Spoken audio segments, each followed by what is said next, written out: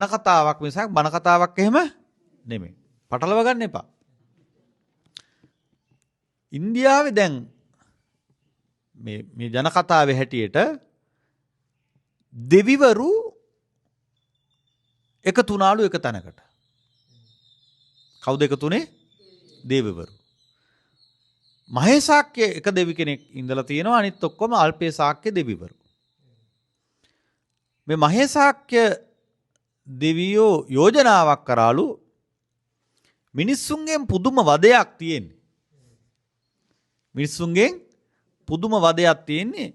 අපි මිනිස්සුන්ට පේන්නේ නැති තැනක හැංගෙමු කියලා. මේ දෙවිවරුන්ට මිනිස්සුන්ගෙන් පුදුම වදයක්ලු තියෙන්නේ. ඇයි? එක වෙලාවකට කියනවලු විභාග පාස් වෙන්න දෙන්න කියලා. එක වෙලාවකට කියන හෙන හතම වැඩියන් කියලා. එක වෙලාවකට පොල් ගහනවලු. එක වෙලාවට ආශිර්වාද කරන්න කියනවලු. එක වෙලාවකට නිරෝගී සුවය ප්‍රාර්ථනා කරනවලු. එක වෙලාවක පරම්පරාවම හැඳි ගෑවිලා ඵලයන් කියනවලු. ඒ නිසා මේ දෙවියෝට අදාහ ගන්න බෑ මොකකින් මොකද්ද වෙන්නේ කරන්නේ කියලා. ඒ නිසා දෙවිවරු මේ මහේසාක්‍ය දෙවියෝ කිව්වලු අපි දෙවිවරු.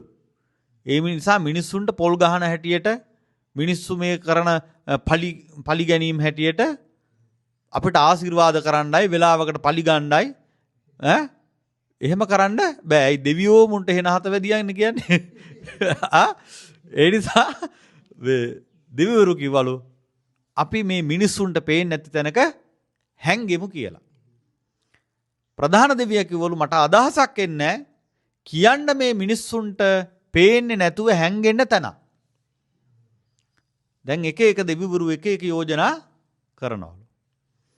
එක දෙවිවරයෙක් යෝජනා කරනවලු දේවයන් වහන්සේ අපි මහා ආකාශයේ ඈත ගිහිල්ලා හැංගෙමු කියලා. ප්‍රධාන දෙවියෝ කිව්වලු නෑ නෑ ඒක කරන්න බෑ මිනිහා කියන්නේ අමුතු සතා. උන් අපි එතනදිත් අල්ල ගන්නවා. තව කෙනෙක් යෝජනා කරාලු අපි එහෙනම් මුහුදු යට පතුලේ හැංගෙමු කියලා. නෑ නෑ මිනිහා කියන්නේ අමුතු සතා. උන් අපි ඒත් අල්ල ගන්නවා කිව්වලු. ඊට පස්සේ නැවත තව කෙනෙක් යෝජනා කරාලු මේ මහා පෘථුවිය දෙබෑ කරලා අපි ඒක මැද්ද ගිහිල්ලා හැංගිලා ඉමු කිව්වලු. නෑ නෑ නෑ නෑ ඒක හරියන්නේත් නෑ. මිනිහා අමුතුම සතෙක්. ওই මිනිහා අපි අනිවාර්යයෙන්ම අපි හොයා ගන්නවා. අපි හැංගිච්ච තැන හොයා ගන්නවා. ඊට පස්සේ එක බුද්ධිමත් දෙවි කෙනෙක් කිව්වලු දේවයන් වහන්සේ මට හොඳ අදහසක් පහළ වුණා. මොකද්ද?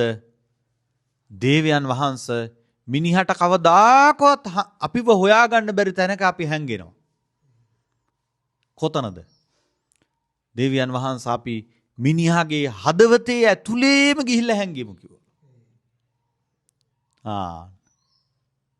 කොහෙද දැන් හැංගිලා ඉන්නේ දෙවියෝ?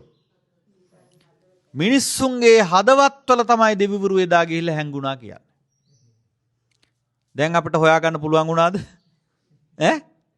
එහෙනම් දෙවියෝ කොතනද ඉන්නේ? ඔබේ හදවතේ. මගේ හදවතේ. අපේ හදවතේ තමයි දෙවිවරු ඉන්නේ. ආන්නේ දෙවියෝ එදාට හොයාගත්ත දවසට තමයි ඔබ ජයග්‍රහණය කරන්න පුළුවන් වෙන්නේ.